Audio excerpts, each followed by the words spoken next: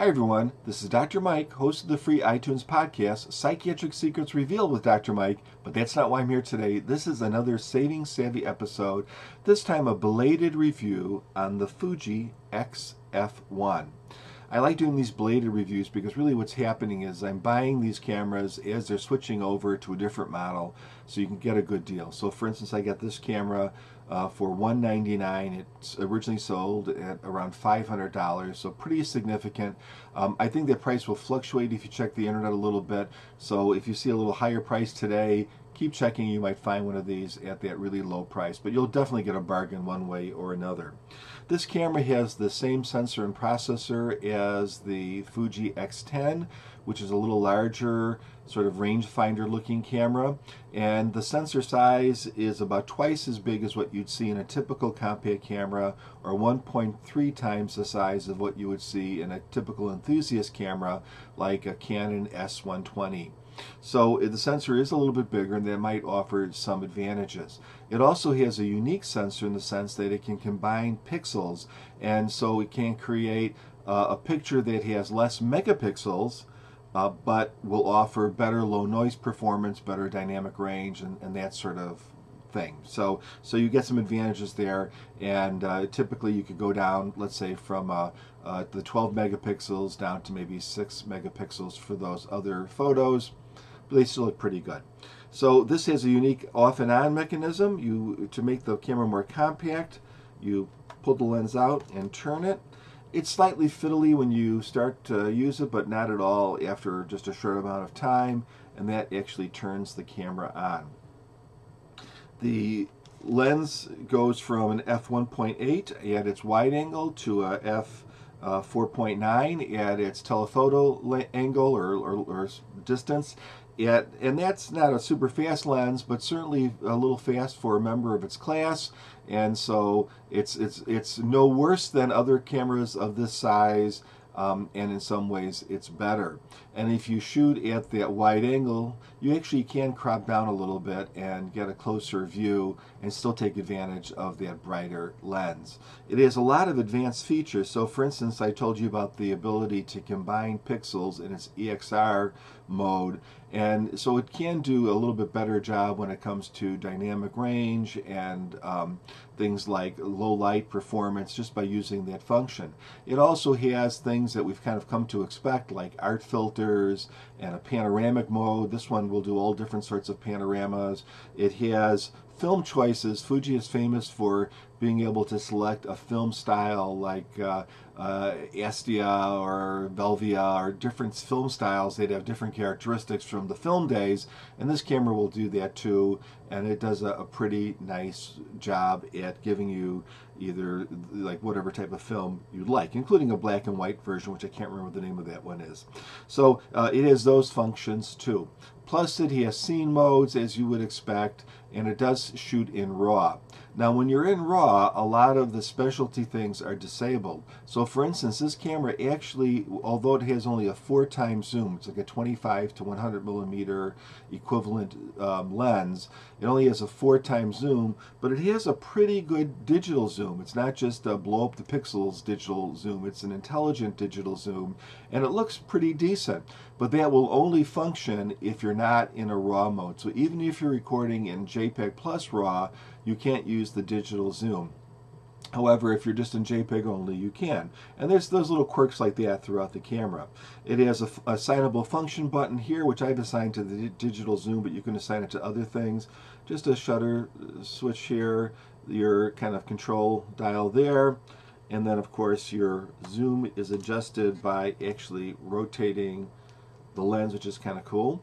The back has a simple configuration, but what's really nice about it is by pressing this button, I don't know if you can see that, you can actually make these buttons do other things. So for instance, normally this button is exposure compensation.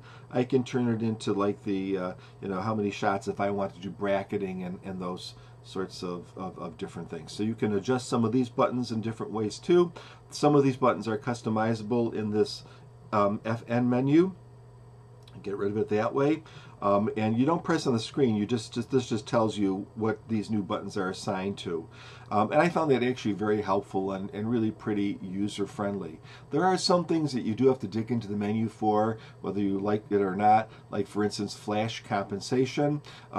Probably use less on this camera just because the flash is so small to begin with. I don't know, you're probably not going to be doing a lot of compensating, but if you do that, you have to dig into the menu. Now, the one thing I really liked my X10, but I felt that it would miss focus sometimes, even when I was directly on and I was getting a green and a beep and everything. And for whatever reason, this camera seemed to have a much more accurate focus percentage, so it focused more accurately more of the time than the X10 did. Not quite sure why that is, since it's all the same circuitry, but it really did do that. You might ask what the picture quality looks like, so I'm showing some pictures here, including a panorama that was stitched together in Photoshop, and you can see the picture quality is really quite good.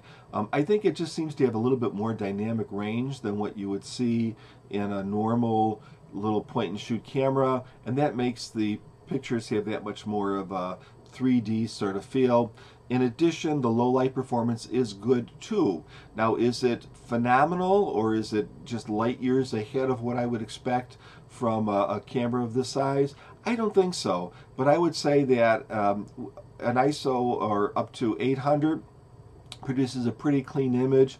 When you go up to 1600, you definitely see some noise, but it's often usable. And when you go up to 3200, which is the top of the range, it still can be a usable print. And depending on what you're taking a print of, what you're shooting, it depends on sort of how much noise you get. So I've had some images that I shot at 3200 that look pretty noise free, and others that look pretty noisy. So it sort of depends.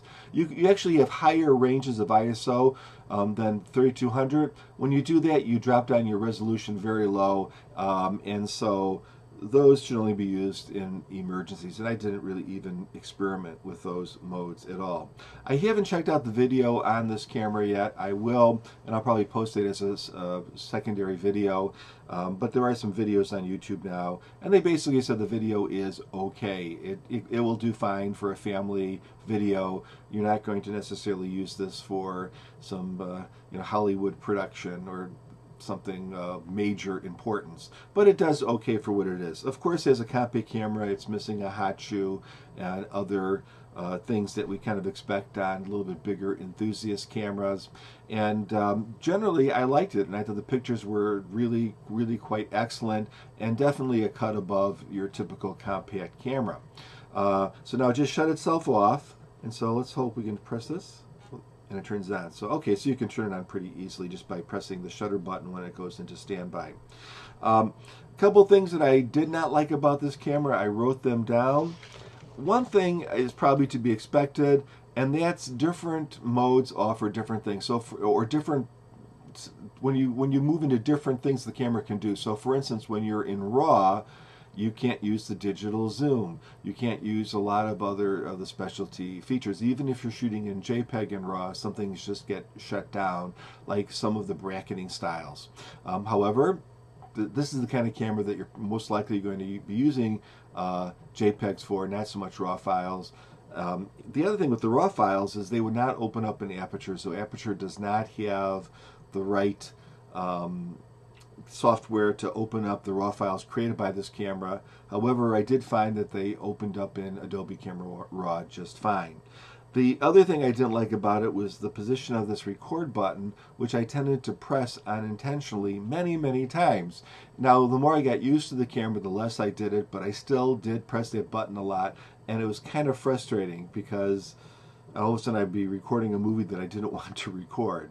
I would say that the battery meter and the battery itself are a little on the low side. In other words, the battery meter goes to red, and then all of a sudden you're out of pictures in one instance. In another instance, you're able to take 30 or 40 more pictures. So I don't know, obviously it's not very accurate. And the battery definitely does not have a very long life. It's estimated 300 shots. I think that's what it says on the Fuji website. I'd say it's somewhat less than that, and these are using Fuji batteries, so you definitely want an extra battery with it. The camera can do multiple bracketing exposures for something like HDR, but there's no in-camera HDR conversion. However, you can do a dynamic range sort of thing in the camera using the advanced modes, and that will give you sort of a HDR look. The whole idea of the dynamic range is to give you more dynamic range, so it's sort of a substitute. Or you can take those exposure shots and put them in your photo editor and do an HDR photo that way. What else did I say about the things I didn't like? RAW is not available in scene modes. I don't know why that is the case. And the other thing is this will do in-camera RAW processing, and you have a lot of controls to do that with, but you really can't see the results until you actually process the picture, which is kind of weird. So you're just kind of guessing at it, which makes it sort of useless to me, but you can do that if you want to. I guess the advantage of having that process would be if you're only shooting in RAW and then you wanted to, for some reason, take a picture and stick it, like Facebook it up for some reason. So that way you'd have that conversion if you were going to then take your SD card out and load it into your iPad or that kind of like a tablet device. Anything else about the negatives?